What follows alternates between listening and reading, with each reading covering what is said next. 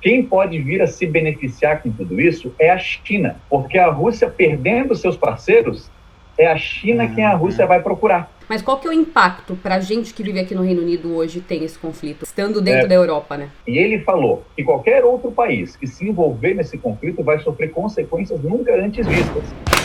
Fala galera do Na Vibe! Tamo de volta com mais um videão super esclarecedor e de última hora aí com as informações do que está acontecendo entre Ucrânia e Rússia. Porque muita gente tem perguntado, vocês não vão falar da Rússia, da Ucrânia? Pronto, hoje chegou o dia. Então, antes de mais nada, quem puder já chega dando o like, se inscreve no canal, ativa o sininho, porque toda semana tem 2 videão aqui pra vocês e hoje nós vamos falar com o Vitor Vogel. O Vitor é pedagogo, professor de história, criador do canal Vogalizando a História, um canal no YouTube e, aliás, em todas as outras plataformas, tem TikTok, tem no Instagram, né? Tá no YouTube também, contando história moderna, história antiga, história do Brasil, história do mundo inteiro. O cara manja muito. E a gente convidou ele para bater um papo com a gente e falar um pouco mais sobre tudo o que está acontecendo entre Ucrânia e Rússia, né? Como vocês sabem aí, nos últimos dias, a Rússia atacou a Ucrânia e aí surgiu esse monte de debates. O que é que realmente Vladimir Putin, presidente da Rússia, quer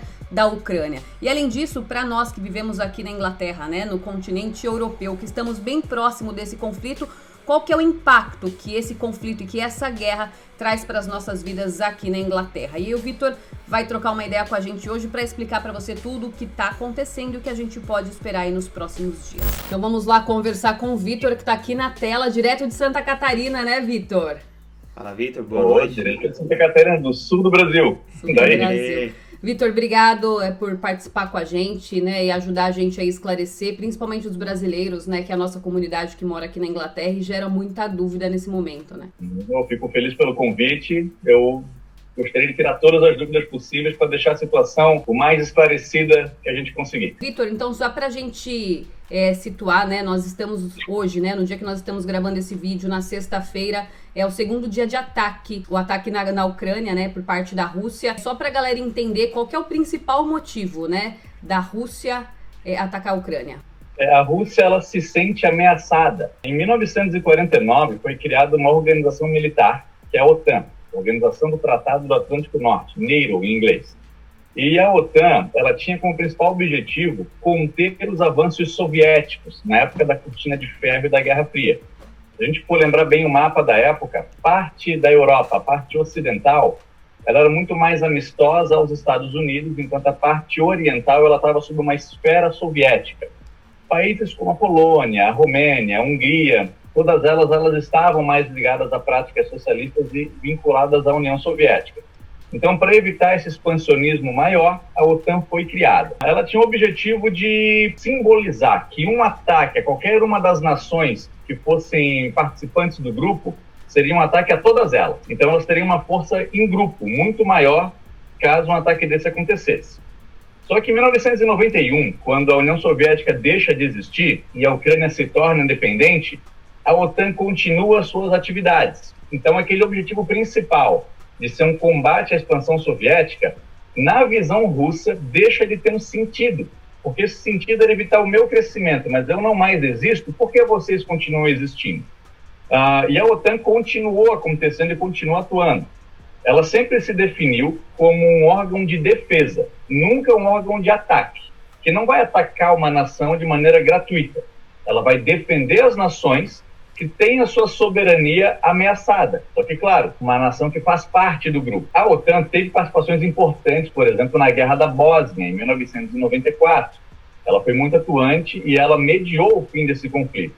Então, ela é uma instituição que tem uma prática, muitas vezes, honrosa, e fez algo muito positivo. Só que, na visão russa, no momento, a expansão dela, porque ela não só continua existindo, como ela continua expandindo.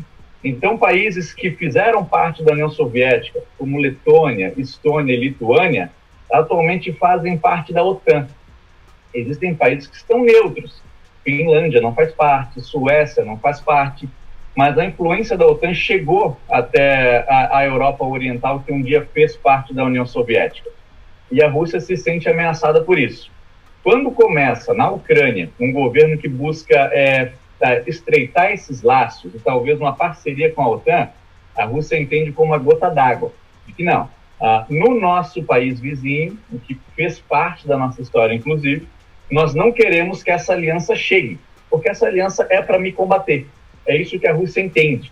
Então, o que a Rússia deseja é que se assine algum documento, de alguma forma, de que a Ucrânia nunca, jamais, em hipótese alguma, faça parte da OTAN. Só que o presidente Vladimir Putin entende que o presidente ucraniano irá assinar um acordo e irá fazer parte do grupo. Então, esse ataque justifica, ele quer a derrubada do poder desse presidente para garantir que a Ucrânia não fará parte da OTAN. Mas não foi esse, né, Vitor, o primeiro discurso do Putin. Ele falou que ia mandar tropas não era nenhuma guerra, né? Não era nem para ter um conflito, mas que fosse proteger aí a fronteira. Mas não foi o que a gente viu, tanto é que hoje, né, o segundo dia, foi atacado Kiev, que é a capital da Ucrânia, né? Então, o Putin também veio com um discurso e também não cumpriu nada do que ele havia dito. Eu ouvi esses dias um jornalista dizer uma definição muito boa do Putin, que ele é escorregadio, porque a gente nunca dá de saber de fato o que ele fala e o que ele vai fazer. Porque ele tinha posicionado os soldados dele na fronteira com a Ucrânia. E isso é uma coisa. Só que a Ucrânia, ela, ao norte, tem a Bielorrússia, Belarus, que é um país também muito parceiro da Rússia. Ao sul, tem uma península da Crimeia, que faz parte da Ucrânia, na verdade, só que em 2014 ela foi ocupada pela Rússia. Então a Crimeia, ela também está mais alinhada aos ideais russos hoje do que aos ucranianos. E na região mais oeste, mais ao sul, tem a Moldávia. E na fronteira da Moldávia com a Ucrânia tem uma região separatista chamada Transnistria, que também tem ligações com a Rússia. Então a Ucrânia está completamente cercada da Rússia, por mais que não seja a Rússia em si. O discurso do Putin não era de vamos invadir a Ucrânia, era um discurso de os outros países é que estão invadindo a nossa soberania. De fato, o discurso foi esse. E mesmo as pessoas que acreditavam que pudesse ter um ataque russo, ninguém imaginou que ele seria tão feroz como ele está sendo. Porque ele não está sendo só em regiões separatistas como em Donbass, que já vive uma guerra civil desde 2014, uma região que faz fronteira com a Rússia, inclusive.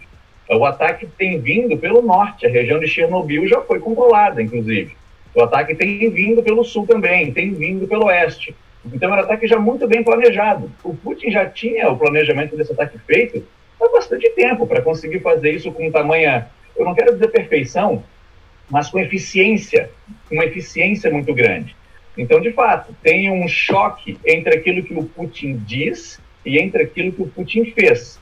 Só que o que eu não vi de discurso do Putin hoje? Eu acredito que o próximo discurso dele vai ser de que o que ele falou no mês passado já não está valendo, porque a situação de agora mudou. Porque o Ocidente enviou armas para a Ucrânia. Eles dizem que é para se defender, mas essas armas vão atacar o povo russo. A preparação a gente sabe que já está há um tempo, porque já foram emitidos passaportes russos para cidadãos ucranianos no ano passado. Então, Vladimir Putin pode usar a desculpa de que não, que queremos proteger a soberania de territórios russos ou proteger a vida de cidadãos russos. Então, o discurso dele vai mudar dependendo da ocasião e a gente vai ver mudanças no que ele vai falar, assim, não só do mês passado para agora, nas próximas semanas ele já vai mudar novamente o discurso dele, dizendo mais coisas. Ele não quer aparecer como o grande vilão da história. Tudo que ele fala tem uma justificativa no que ele diz. Então ele sempre vai buscar justificando e colocar responsabilidade nesse ataque no Ocidente. E como você disse, né, ele é bem escorregadio e não adianta o que os outros países façam, ele sempre vai jogar a culpa, né, estrategicamente nos outros países.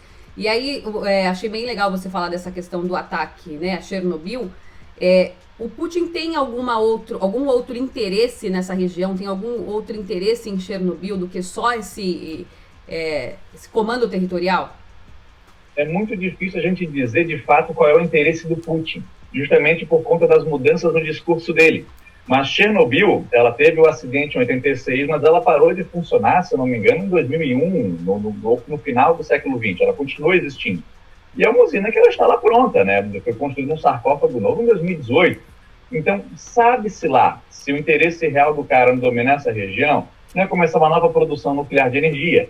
A Rússia, ela é uma grande produtora de commodities. Então, a Rússia, ela fornece muito gás natural, muito trigo, petróleo. O Brasil fornece muito fertilizante.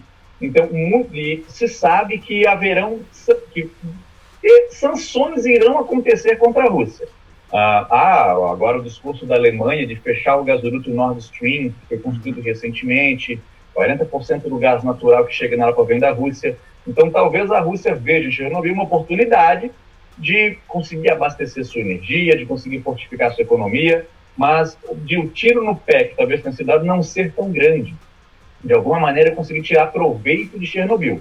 Mas é difícil te definir com clareza qual que é a intenção do Putin. Pode ser só uma intenção geográfica, de dominar o território também. É difícil definir com clareza o que de fato ele quer em Chernobyl. Legal, Vitor. E qual o impacto mundial esse conflito pode trazer? Cara, é que a economia mundial ela está totalmente interligada, né? Se a gente for ver, como eu disse agora, 40% do gás natural europeu vem da Rússia. Fechando esses gasodutos, tendo sanções da Rússia, o preço do gás natural vai aumentar. A Rússia, ela vende fertilizantes para o Brasil. Tendo sanções, o Brasil vai ter que comprar de outro lugar. O preço dos fertilizantes vai aumentar. Logo, o preço dos alimentos no Brasil vai aumentar. O preço do petróleo vai aumentar. Se a gente já está pagando R$7 em gasolina agora, é possível que a gente pague 10 pila em gasolina daqui a um tempinho, cara. Então, o preço das coisas aumenta com uma guerra acontecendo. E o mundo passando por esse tipo de dificuldade, há uma queda no mercado porque há uma desconfiança muito grande, porque não se sabe onde os investidores vão ganhar ou vão perder dinheiro. Então, uma guerra não é interessante para nenhum país nesse momento. O curioso de se pensar é que a Rússia não é uma potência econômica de nível assim altíssimo, como os Estados Unidos ou a China. Se eu não me engano, a Rússia é o 10ª ou 11ª maior economia do mundo. O Brasil é 12ª. Eu sei que a Rússia está um patamarzinho só acima do Brasil. E eu penso, o Brasil não teria condições nenhuma de financiar uma guerra nesse momento. Então, eu fico pensando como é que a Rússia teria.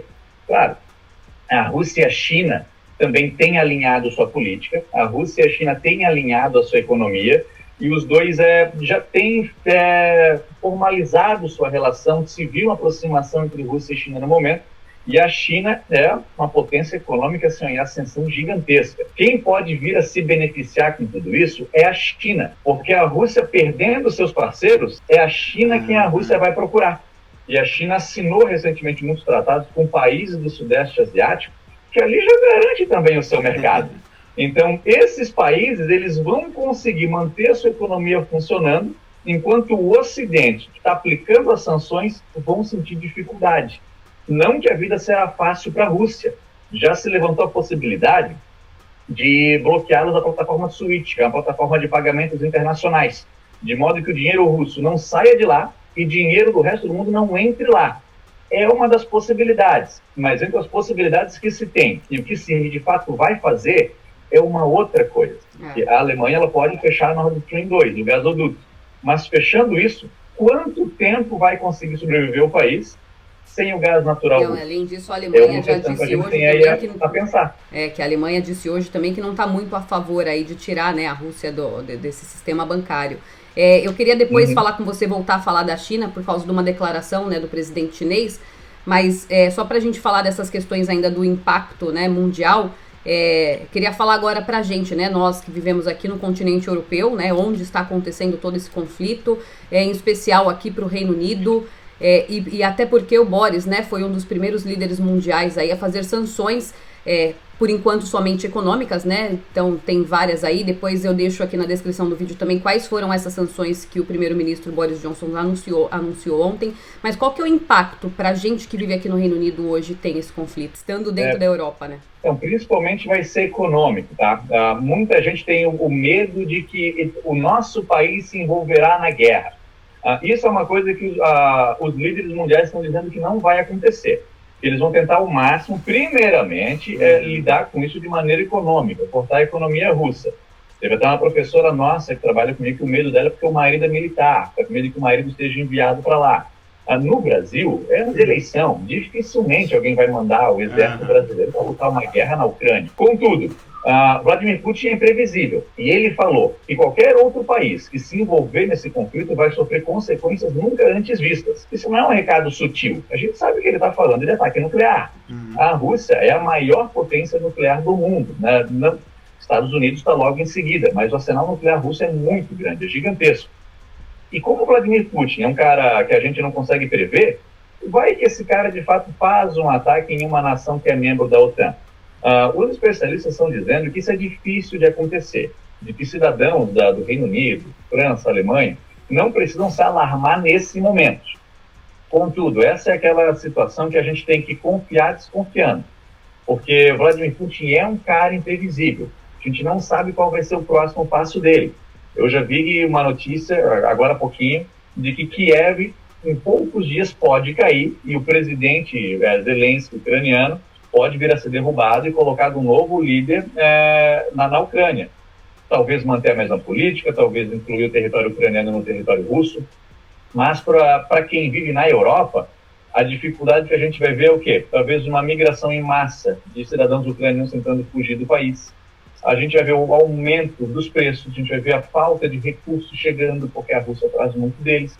Mas de ser enviado um soldado britânico, um soldado alemão, espanhol, para lutar na Ucrânia, ainda não é o momento de ter essa preocupação. E sobre essas sanções econômicas, né, que não só, né, aqui no Reino Unido, mas também os Estados Unidos anunciaram aí contra a Rússia, você acha, Vitor, que só isso é o suficiente ou que Putin não está nem ligando para essa questão econômica, já fez isso de caso pensado e já sabia que teria essas consequências? Já sabia. Em conversa com o Joe Biden, no final do ano passado, o Biden já tinha alertado ele sobre as sanções duríssimas que iriam ser impostas à Rússia.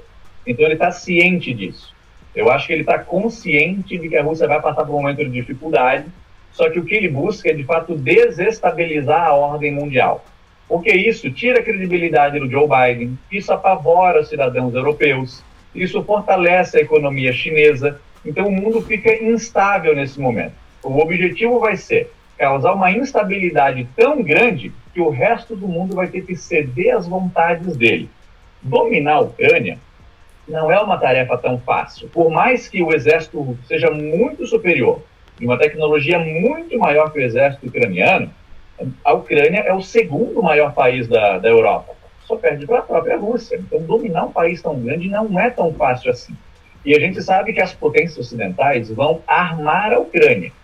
Se o povo ucraniano e o exército ucraniano abraçar essa causa e, de fato, lutar essa guerra contra o povo russo, a resistência pode, de fato, durar muito tempo. Vamos lembrar, em 1979, quando a União Soviética invadiu o Afeganistão, era o exército mais poderoso do mundo, lutando contra homens barbudos que moravam em cavernas. Os Estados Unidos armou os Mujahideen, que eram esses cidadãos do Afeganistão que pegaram armas para defender o país, e a União Soviética saiu do país 10 anos depois sem ganhar essa guerra. Vamos lembrar do Vietnã. Foi uma guerra que durou quase 20 anos, e os Estados Unidos não conseguiu ganhar essa guerra, porque tinham outros países armando o Vietnã também. Então, é uma guerra que o Putin tem que entender que ela pode durar muitos e muitos e muitos anos. A guerra da Síria, que começou lá em 2012, se não me engano, até hoje não acabou. Então, a gente acaba se habituando a viver um país em guerra e as notícias elas deixam de chocar a gente. Só que o Vladimir Putin quer que o mundo fique instável e que as vontades dele sejam feitas. Então está esse choque. O mundo tentando resistir à instabilidade e o Vladimir Putin tentando deixar tão instável que o mundo não vai resistir. A gente vai ter que aguardar para ver qual dos dois vai ceder primeiro. E inclusive, antes da gente falar numa outra questão, só para situar pessoal que não está acompanhando as notícias, só hoje, né, que nós estamos no segundo dia de ataque, que tivemos, né, a capital Kiev invadida pela primeira vez, 18 mil armas, né, o que é o que choca, 18 mil armas foram entregues para voluntários, então são civis, né, que não tem, às vezes, não sabe como utilizar armamento e está utilizando armamento. Até o momento, tá, que nós estamos gravando, 137 pessoas, falando em civis e militares, foram mortos. E mais de 100 mil pessoas já deixaram as suas casas. E aí o presidente da Ucrânia fez uma declaração agora há pouco, dizendo que a União Europeia podia fazer mais. O que o presidente espera, né, que ou a OTAN ou a União Europeia faça? O presidente ele já disse que a OTAN o abandonou, que o Ocidente abandonou a Ucrânia, deixou a Ucrânia à própria sorte. E assim, a OTAN vai usar como argumento que não vai poder defender a Ucrânia porque a Ucrânia não faz parte da OTAN. Nenhum país quer colocar os seus soldados lá para morrer uma guerra que não é sua. Então ninguém quer se envolver nisso de fato. Até porque o Putin fez uma promessa de que o envolvimento teria consequências. Ninguém quer pagar para ver se essa consequência vai acontecer. Então, de fato, a Ucrânia, os ucranianos, eles estão sozinhos nessa, tá? A ajuda que o Ocidente vai fornecer é em grana, dinheiro, será mandado, e armamento. Só que quem vai ter que pegar nesse armamento é o cidadão comum. É o cara que trabalha como advogado, e agora não vai ter como advogar porque não vai ter tempo, vai ter que pegar uma arma na mão para lutar o soldado, o russo, treinado. É o professor que defende a autonomia do seu país e vai ter que largar a sala dela, pegar uma arma na mão para combater o soldado russo, que é treinado. É uma desproporção de força muito grande. A Rússia, com certeza, tem um arsenal muito mais poderoso, está muito mais bem preparada. Já deu o primeiro passo ganhando, ela já está na frente. E o presidente Zelensky, presidente ucraniano Zelensky, ele é um outsider. Ele não é um cara que fazia parte da vida política. E a popularidade dele não é geral. Ele não é um presidente que ele clama gosto por todos os ucranianos. Ele é um presidente, em parte, bem impopular em algumas regiões. Ele não era visto como um homem sério. A gente pode pensar que a Ucrânia tinha um desgosto tão grande com a política que ela elegeu um comediante. Ele participava de um programa de TV, onde ele interpretava um professor que fez um discurso político e foi eleito presidente. A vida imitou a arte. Então esse cara não estava preparado para assumir um cargo desse. E de fato ele não está preparado para assumir esse cargo durante uma guerra. Então o povo ucraniano está por si só. É uma aposta muito alta para qualquer país mandar seus soldados para lá para lutar por um país e por esse cara. É difícil a credibilidade desse cara. Deixa eu te falar, é possível que haja uma conversa entre esses países? Cara, eu acho que o ponto da conversa já passou. A Rússia, ela entende que a Ucrânia faz parte do seu próprio território, que eles são um povo só. Tanto que a Rússia e a Ucrânia, eles estão fundados no Rus de Kiev, um estado de povos eslavos, fundado no século X, que tinha como capital a cidade de Kiev, mas ali é o nascimento do povo russo e do povo ucraniano. O Rus de Kiev logo deixou de existir e houve essa separação entre Ucrânia e Rússia. A Ucrânia fez parte do Império Russo, a Ucrânia, quando ele deixou de existir, a Ucrânia fez parte da União Soviética, mas sempre houve ali dentro da Ucrânia um desejo por independência por parte de seus cidadãos. A Ucrânia falhou em conseguir unificar o desejo da sua camada populacional. Sempre teve ali dentro parte que defendia a cultura russa e parte que defendia a cultura ucraniana.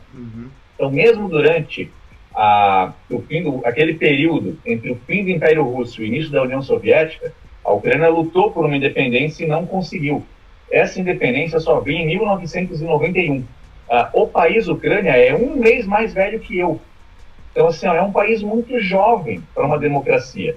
E ela não conseguiu uma estabilidade democrática nesse período todo. Na década de 90, enquanto a Ucrânia desenvolvia essa identidade nacional, a Rússia passou por dificuldade econômica, por crise política. Quem resolveu essa crise política foi o Putin, quando ele entrou em 99 no poder.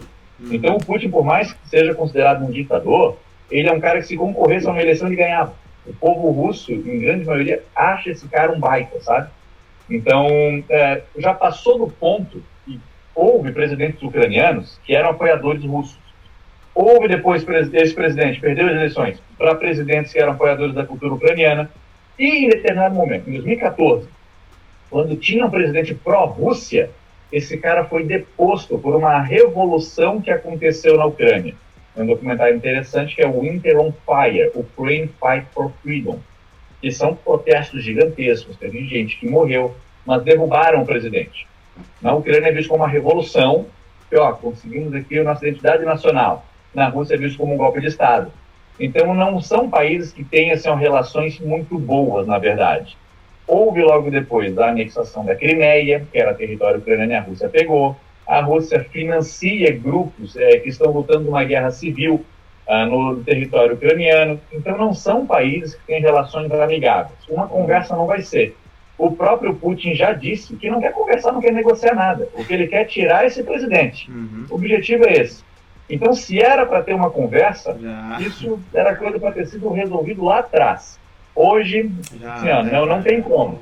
Claro que a guerra vai ser resolvida em algum momento, eles não vão ficar em guerra para sempre. Mas vai ser um momento em que potências mundiais, isso vai incluir a Rússia, acredito que incluirá a Ucrânia também, essas potências vão sentar e vão decidir o que farão com a Ucrânia. Vai ser mais ou menos a reunião de pais decidindo o que fazer com a vida dos seus filhos. Vai ser mais ou menos isso que vai acontecer. Quando, nós não sabemos. E, Vitor, e voltando a falar essa questão da China, né? A gente viu aí nos noticiários e a maioria dos especialistas dizem que o que a gente tem que ficar de olho agora é na China. Porém, hoje, né, o presidente chinês fez uma declaração que acho que mudou um pouco o tom do que se esperava da China, porque ele disse o seguinte, que a posição dele foi sempre de respeitar todos os países e a integridade territorial, que além disso, ele manifestou que nesse conflito o mais importante é garantir as relações econômicas entre Estados Unidos e Europa. Você acha que a China está saindo fora, tirando o corpo dela dessa, ou não vai se intrometer nesse conflito? Eu acho que não. Uma opinião minha. A China gosta muito de ganhar dinheiro, e ela é boa nisso. Nos anos 80, o Deng Xiaoping falou uma das melhores, não digo uma metáfora, mas uma das melhores explicações sobre como o seu governo deveria funcionar. E que não importa se o gato é de esquerda ou de direita, se esse gato cumprir a missão de caçar ratos. Ou seja, não importa como a gente ganha dinheiro, o que importa é ganhar dinheiro.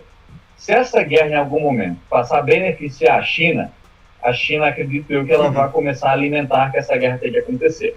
Se a China vê que essa guerra está começando a ser mal para os negócios, a China, então, o Xi Jinping deve conversar com o Putin e pedir para ele maneirar um pouquinho. A gente vai ter que ver ainda qual será a real posição da China. A China está com uma carta na mão. Ela não vai mostrar esse jogo ainda. Ela vai esperar que os outros jogadores mostrem suas cartas para ver se ela vai comprar o blefe ou se ela vai esconder o jogo dela. Ainda é cedo para dizer. E a China tem seus negócios próprios, né? A China tem suas próprias tensões. Ela pode utilizar esse momento em que tem uma guerra iniciando entre a Ucrânia e a Rússia para a China começar, talvez, um movimento sobre Taiwan, que eu vi que já teve naves sobrevoando. Então, a China ela vai aproveitar esse momento. O que ela vai fazer quanto à guerra, a gente vai ter que aguardar para saber. Tá certo, Vitor. Muito obrigada mais uma vez, viu? Sucesso. Parabéns. E boa sorte aí nessa caminhada, né? E parabéns pelo canal, hein? Quem agradece sou eu, agradeço o convite, desejo o mesmo sucesso a vocês. E agradeço a parceria, a oportunidade de estar aqui vindo falar um pouquinho do que sei. E aí fala um pouquinho pro pessoal também que nos assiste aqui, onde podem encontrar mais informações sobre o seu canal e tudo que vocês estão programando aí para 2022. Opa! Então, o meu canal se chama Vogalizando a História, né? A maioria dos meus amigos me chama de Vogel, que é o meu sobrenome. Então, o Vogalizando a História é quando eu e meu sócio, o Marco Veríssimo, a gente trabalha vários temas relacionados à história. Desde história contemporânea, moderna, história antiga, a gente trabalha a história de modo geral. É um canal de cortes rápidos, é um canal que busca muito humor, é muito ilustrativo. Estamos no Instagram, a gente tem um podcast também, no YouTube, até no TikTok. No TikTok, claro, a gente não faz dancinha, embora a gente seja muito humorado. Quem quiser conhecer, é só procurar pelo Vogalizando a História que vai encontrar. A gente bateu nossos 145 mil inscritos recentemente. Então, estamos galgando um espaço aí no meio da internet e a gente é muito feliz por ser divulgador da história. A gente diz que sabe pouco, mas o pouco que a gente sabe, a gente fala com propriedade. Não, vocês sabem muito e a gente gosta muito do trabalho de vocês.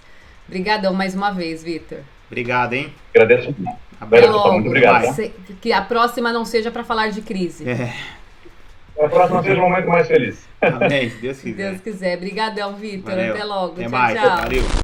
Que aula, hein, Cíntia? Um aulão, né? Deu para entender bastante tudo que está acontecendo aqui no continente europeu, principalmente, né, entre essa guerra entre esses dois países e que a gente, no mundo todo, né, não vou falar só nós que estamos aqui na Europa, não, no mundo inteiro estamos no meio aí, vamos sofrer e sentir o impacto de todo esse conflito.